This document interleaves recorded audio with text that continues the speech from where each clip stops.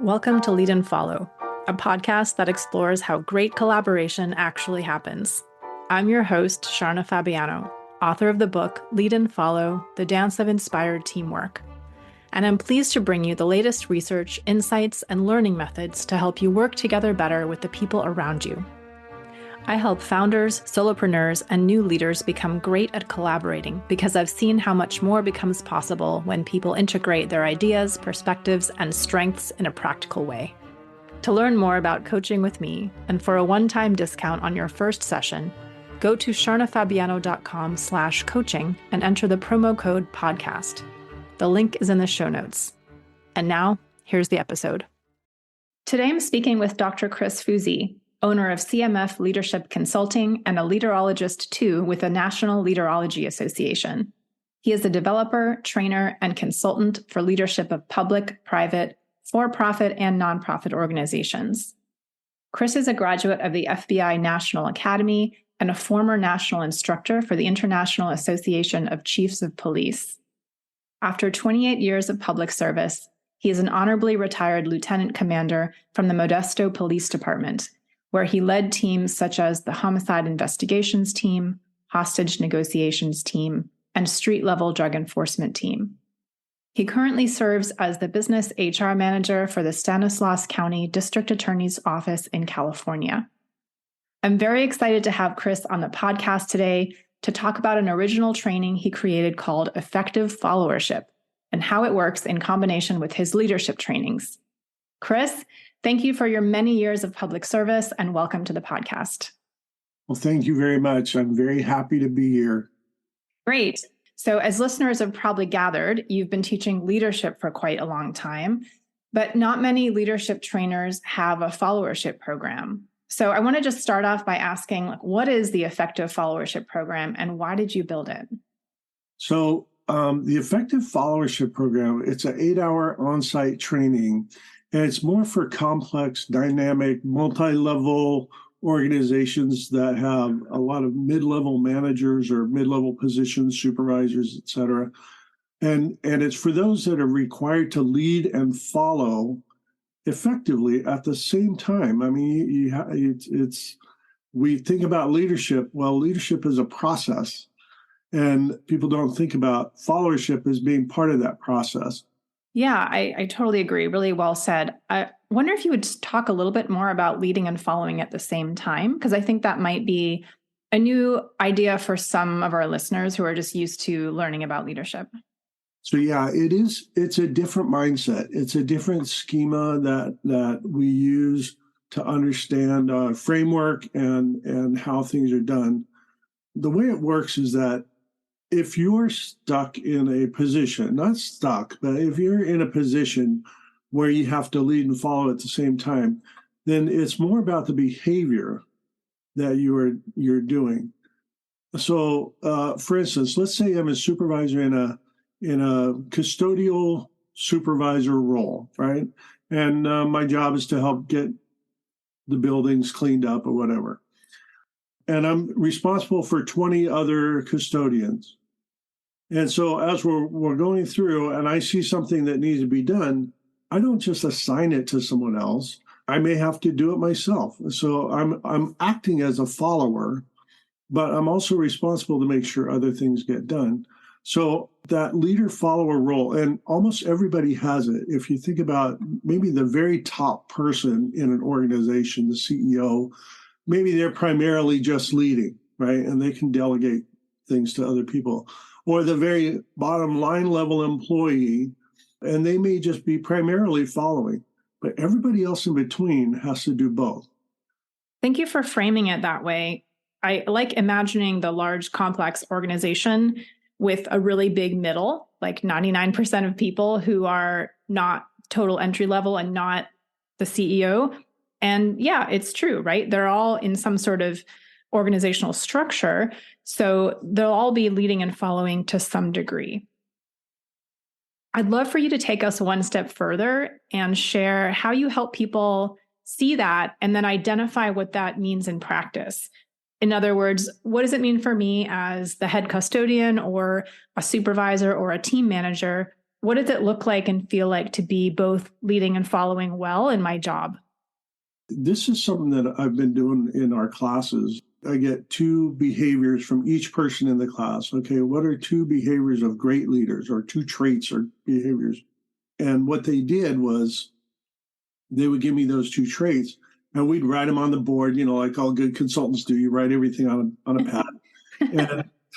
and then we go to the followership part. And I don't know, it was about 12, 13 years ago, I started going, hey, wait a minute, how many of these? And I started asking the class, how many of these behaviors do you not want in your followers also? And it was very clear that every one of those behaviors, and after doing this stuff for, 10, 12 years, I started keeping these lists, and I came up with 86 different behaviors that people all want in their leaders and followers. And, there's been other studies done. And now what we're finding is that the focus is shifting more from the role of leader or the role of follower to the behavior of, let's say, honesty. I'll just use that one, or being ethical. So the role is not as important as the behavior is. And so now we're starting to look at all these different behaviors. And I've talked to a couple different people that have done studies on this. And what's fun is that their lists and my lists actually kind of match. So you've done it for all over the country. Yeah. And different people are doing it in different places. And, it's all basically the same thing that we're finding. So when we focus on those behaviors, then it doesn't matter whether you're in a leadership role or a followership role, you're still doing the same behavior, and that creates the congruence. Because if you say, well, I'm the manager and I don't have to fill out a time card, but yet you make everybody else fill out a time card, should you be able to do that yourself? Yes. Do you have to? No, not according to FLSA, but should you know how to do it for somebody else if they're not able to do it? Yes. So it's the behaviors that we need to keep consistent. That way, no matter what role you're in, you're doing the same behavior. Okay, that's really interesting. Tell me if I have this right, Chris. I think what I hear you saying is that if we're talking about positional roles in a large organization, so established ranks and titles, then for most people, like that 99% in the middle, the rank or the position is not just a leadership rank, like we're used to thinking of it, is actually simultaneously a leadership and a followership rank, because there are people above you that you're following and there are people below you that you're leading. And here's the interesting part for me and what you're saying. In terms of how I myself perform in my position, whether I'm speaking to my boss above or to my direct reports below, I should really be doing pretty much the same things. In other words, I should stay consistent or congruent, to use your term, with honesty or ethics or whatever the most important of those 86 common traits or behaviors happen to be for my team or my organization. Do I have that right? Well, here's an example, and this is kind of where this is headed. If you think about a high-performing team, the leader is not always the main person doing the act or the performance. And so this has started to change the way different organizations operate. So even like the U.S. Navy in their anti-submarine helicopter crews, although the pilot and co-pilot in the helicopter, those are traditional leadership roles as their officers, their pilots, right. And then the people in the back are traditional follower roles or enlisted roles. But the people in the back, they're the ones that are responsible for the tactical response and what the aircraft is doing and what actions are being taken. So the person in the back, who is the traditional follower role, they may have the best tactical information on what needs to happen. And so they may be telling the pilots, the leaders, what to do for the mission. And I talked to one air crewman, and what he said was that there's no rank in the chopper. Now, I'm going to quote what he says. He says, there's no rank in the chopper. When we're on an operation, as the tactical lead, I tell the pilots and others what they need to do to meet the tactical objectives. If I fail or if they fail, it is bad for the entire chopper crew. If we all work together, regardless of rank, then we all succeed in the mission. And the mission is what's important. And that was, it was interesting to think about, because here he's talking about, he's telling, captains, you wouldn't do that as a E4, E5 in any kind of, military organization. You're telling an O3 or an O4 what to do. That doesn't work. But in this, it is important. That makes a lot of sense. And now I'm interested in that mental shift that those chopper team members seem to be making, because if there's no rank in the chopper, then the focus must be on something else instead. It must have shifted to something like expertise or skill or the needs of the mission once everyone is in action. Would you agree with that? Yes. And one of the things with that is that you can't just delegate tasks without delegating the authority for those tasks.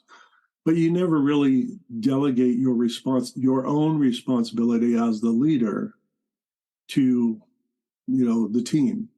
So you take responsibility. You don't pass on blame. Well, I told them to do it, so I can't. No, you don't. You still have the positional authority. The positional person still takes responsibility for what happens, right?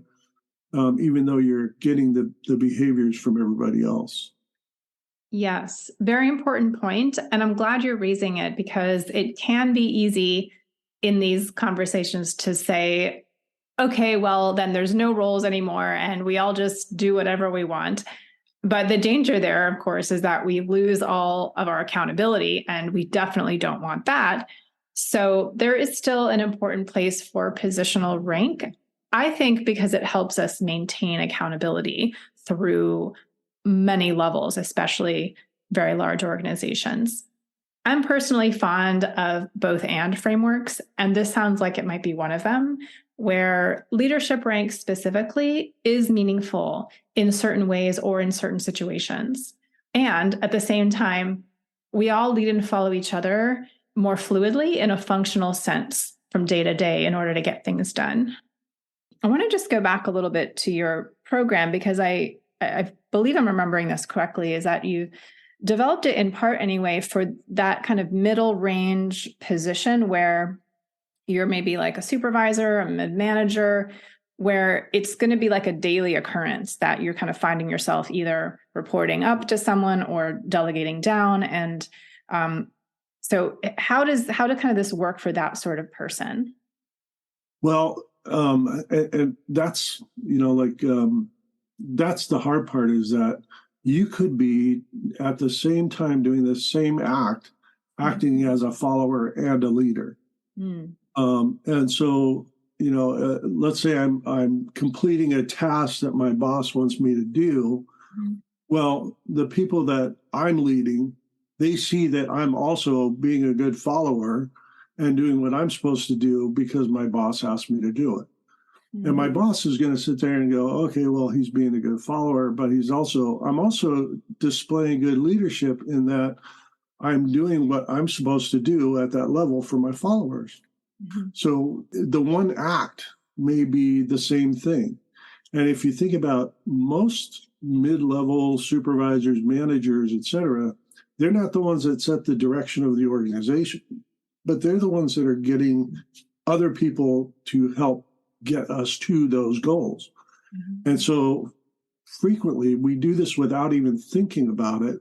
We transition between this follower leader role, and sometimes by doing just the same act, we're doing both as a follower and a leader. And a lot of people don't think about that, in that we have to, we don't, in our minds, we don't separate, oh, I'm doing this as a follower, oh, I'm doing this as a leader. We just do what we have to do. And so this training kind of brings that out, in that you're not just being a good leader, you're being a good follower also. And I tend to tell people in my classes that most organizational success is due to great followership, not great leadership. It's great to recognize what's already happening, right? And when you said, oh, the same task, right, the same act is simultaneously, or can be, an act of great followership and great leadership. And I would imagine the opposite is true too, right? If I'm like a crappy follower and I'm just not paying attention and not supporting my leader, that's also making me not a great leader for the other people around me, below me or on my team. So I think that's really interesting that we're kind of simultaneously, when we're in the position somewhere in the middle, which is most of the organization, it's almost all middle. We're kind of simultaneously with our actions and speech doing both roles, whether we are aware of it or not. I want to ask you just to talk a little more about your training, because there's so few, followership trainings out there. And I don't want you to give away all your secrets, but would you share a little bit more about how you designed that program? Like maybe, what people discover, what they learn in that time? Yeah, there's not a lot of secrets here. It's just pretty new. And the way it evolved was doing followership as a portion of a leadership class. Mm-hmm. And what we did was, as we were going through the followership part, we started identifying that these are also behaviors. And we talked about upward leadership. Well, upward leadership is a follower who's leading, right? What I do is I take that, and then as these behaviors emerge, the 86 behaviors emerge, I started talking about the behaviors as being more important than the position, whether you're a follower or leader. And then when you consider the definition of what leadership is actually the process, and followership is part of that process. So in the 8-hour training, we first look at what is the definition of leadership and followership, and how do we do that? And what does it mean to be both leader and follower at the same time? And then we do an exercise, basically talks about what great leadership is, what about great followership. And then what we do is we look at followership in a leadership position. So now we're talking about those shared behaviors and what it means and how it affects people. What does it do to the organization when you're doing the shared leadership followership behaviors? So what are the results of that? Empowering other people, more collaboration, better decision-making, those kind of things. Is that what you're getting? So it's kind of fun because you really do see how people, they get the aha moment, like, the light bulb comes on and they go, oh, so I am responsible for what happens above me. I am responsible for what happens below me. And I need to be as good as, I want my boss to be really good. Wait a minute. Now I need to be really good for the people below me, but they want their boss to be really good. So I should be a good follower. It's fun to watch that light bulb come on and people go, oh, I never thought about it that way. One thing I'd like to note about your approach here is that even just naming leadership and followership, using the language leading and following, that does something to how we think of ourselves operating within a group or within a complex hierarchical organization.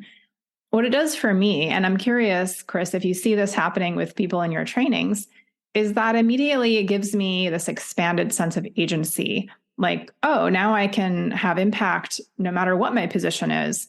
If leading and following are both coming from the same core set of traits or behaviors or values, then I can always use them. I can use them all the time with everyone.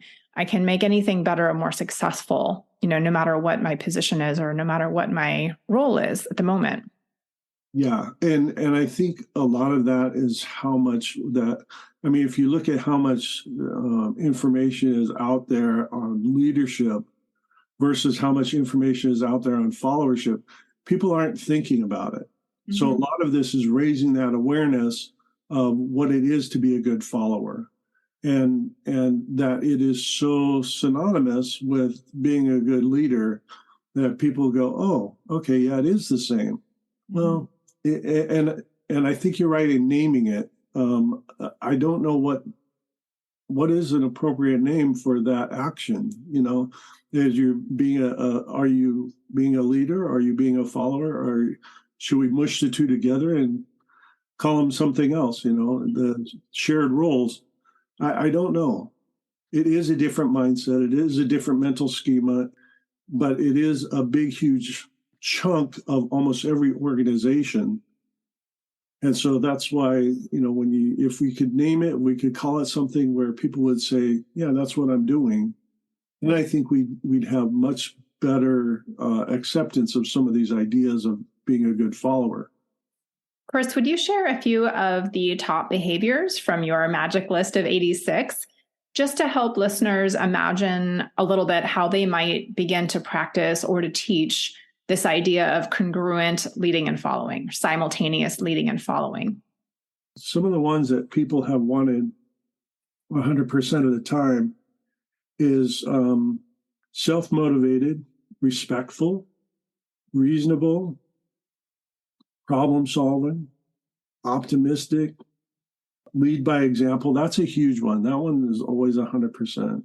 And I think that's one that when we talk about leader-follower behavior, that leading by example is one of the most important, because you are setting the example for those ahead of you or above you, and you're saying, hey, I'm willing to do the work. And you're also setting the example for the people behind you, and you're saying, this is the way to go, follow me. Flexible is there, fair, ethical, disciplined, clear, authentic is always in there. Thank you for sharing those.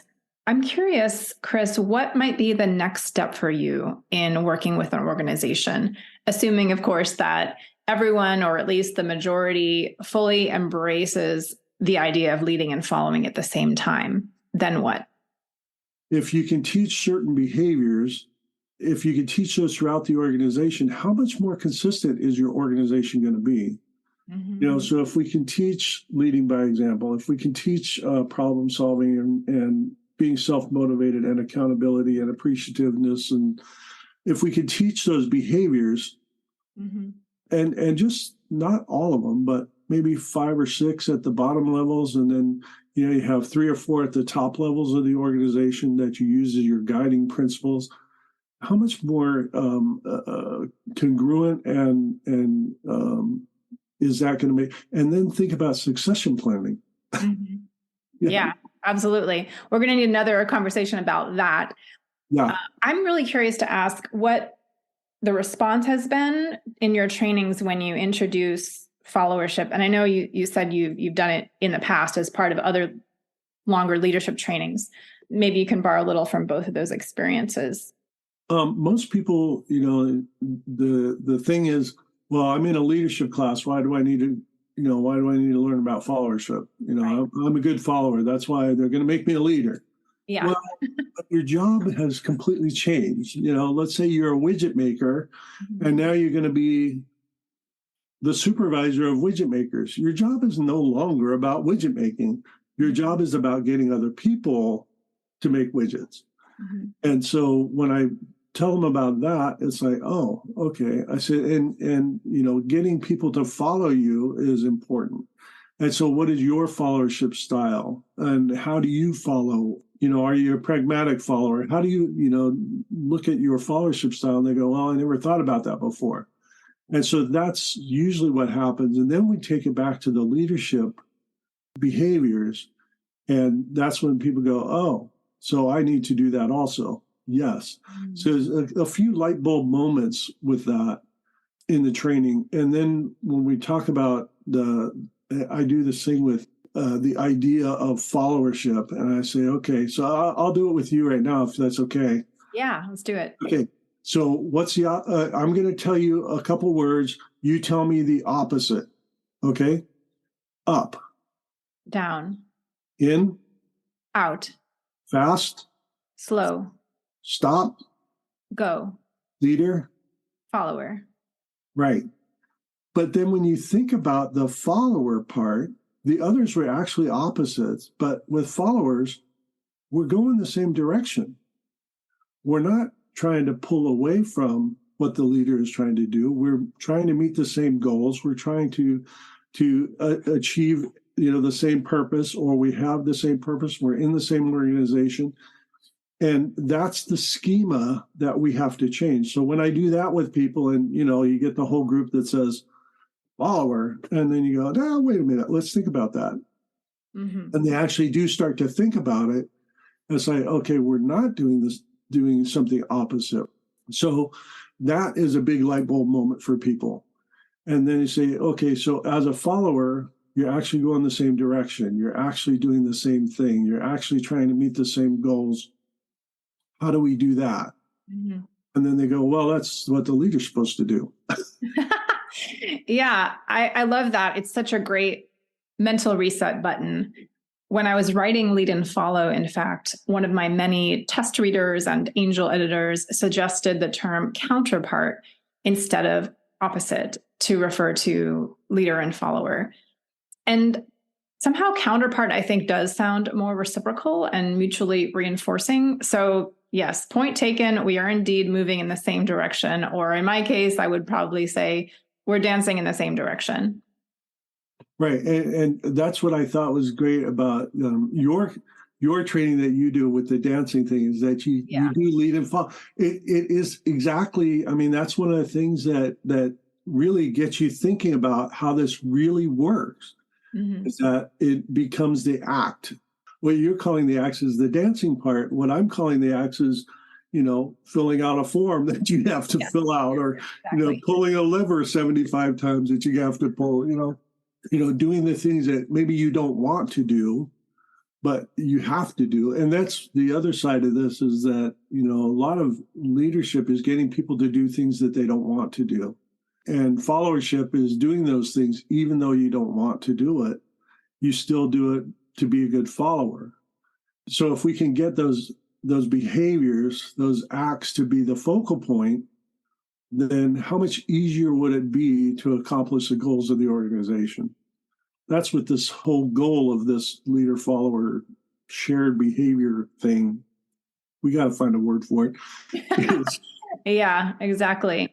One thing I'm struck by talking to lots of folks about what happens when you introduce this followership and, you have the epiphany, the light bulb moment, is understanding like yourself as a follower tends to change how you see yourself as a leader. I wonder if you've noticed that and what sorts of changes you've noticed. Well, I had a very interesting experience back when I was in the police department. I was up for promotion for the 4th time to captain, and I didn't get it. I'm not very politically correct, and at that level, you needed to be politically correct. So, and I get it. I understand it. It's okay. I've dealt with it. I'm beyond that now. We're past that now. Okay, just making sure. But right after they announced the promotions, the guy who got the promotion called me up and says, "Chris, I want you to come work for me." And you would think that it would be, okay, I'm angry, I'm upset, I was disappointed that I didn't get promoted. So I went in and I talked with him, and he says, "Hey, I know you might not be feeling that great about this right now, but, I really like how you do your job, and you're very good at," he gave me a lot of it. And I said, "That's fine. Yeah, I will be here. I'll do what I'm supposed to do. I'll be a good follower. I'll help you out." And then about 2 weeks later, he called me in and he says, "Hey, Chris, I need to talk to you." I said, "Yeah." He goes, "I think I made a mistake taking this job." And I told him, I said, "It's yours now. You're going to do it." I said, "I will help you be successful. You're going to make it. And no matter what it takes, we'll get through it. We'll get through it together. We'll do a good job." Right? So he did. And about 10 months later, I was offered incentive retirement. And so I took it. And so about 2 years later, he became chief of police at another organization. Wow. And he called me because he needed some leadership training. And he said, "The way you handled that was so important, and that you didn't try to backstab me. You didn't undermine, nothing. And you were supportive. You were being a good follower." And really, that's what we need to do as followers. And so when you think about this leader transition thing, it can be that conscious, but most of the time it's totally subconscious and we don't think of it. Wow, that's an incredible story. This might be too much, but I'm just curious, like how, you're someone who studied followership a long time, you teach it. What do you notice in your own leadership? What is it about your own leadership that's different maybe than others because of that deep understanding of reciprocal roles and, being willing to follow strongly? Well, I think I understand more about how people feel. Mm. I'm not just, do this because I told you to do it. Mm-hmm. I'm more inclined to tell them why this is important and how it fits in with the whole organization, what piece they complete in the puzzle of the organization. And the other thing is that I more consciously think about my role as a follower and how I get those goals done. Right now, I'm like number 3 in the org chart from the top, number 3. And then, there's 200 and some odd different people in this thing that I'm working in right now. And I think about that and I have to set that tone. But yet I'm working for an elected official right now. And I can't let that elected official's reputation get hurt at all. So it's really super important to do what I'm supposed to do and, be careful of my innate ability of not being very politically correct.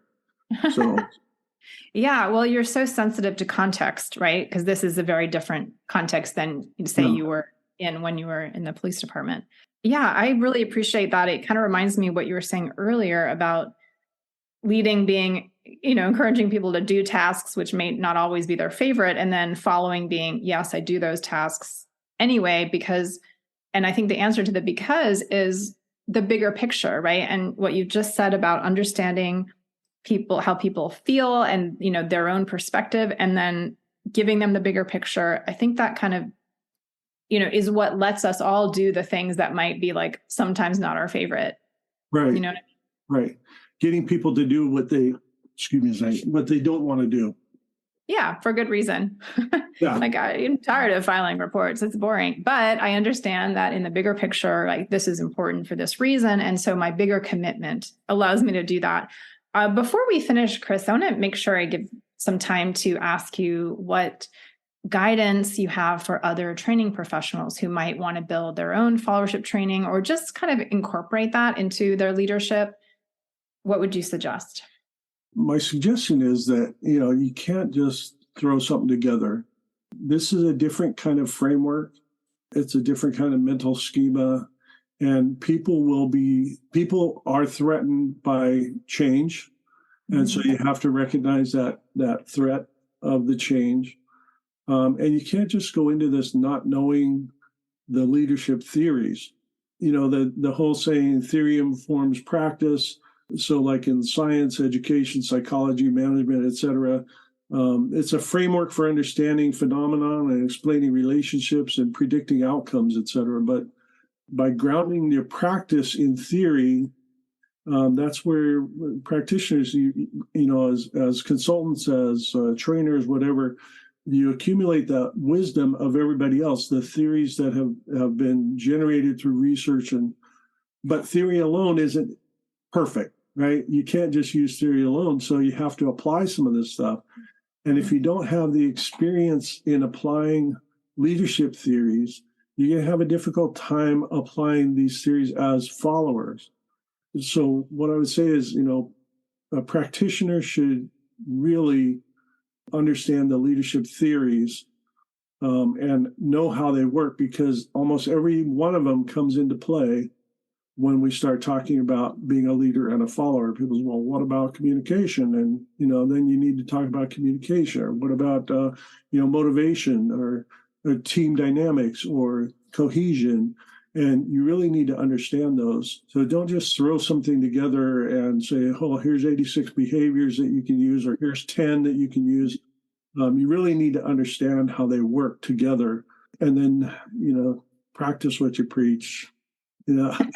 Always great advice. Always great advice. Yeah. Is there anything you've discovered, like in your own research, in theory and practice, that has made a big difference for you, or that you're like, wow, when I really discovered that or saw it, it kind of shifted how I approach training? Coming from the law enforcement world into, everything else, I've really recently realized that grace is applying grace and allowing for grace is super important, and that you can't just, the bulldozer thing between my boss and I, he's about soft landing. Right. I'm about bulldozers. Let's get things done. And somewhere in between, we figured it out. But I've learned about grace from him, and that it does make sense. That's something that I needed long ago, which is probably why I didn't get that promotion. But, it is important to think about in dealing with people. Yeah, beautifully said. Beautifully said. I actually think that followership skills help us give grace, right, to others, because, followership trains us to listen and be supportive and to just notice the interaction. Well, thank you so much, Chris. It's been a pleasure. And I just love hearing a little bit about your world and, what you're doing in it. And I look forward to our next conversation. Well, thank you. And it's been a real pleasure being here. I really enjoy talking with you. This stuff just gets me all jazzed up anyway, so I love it. Me too. Anytime. Okay. You have been listening to the Lead and Follow podcast. Special thanks to Glover Gill for composing our music.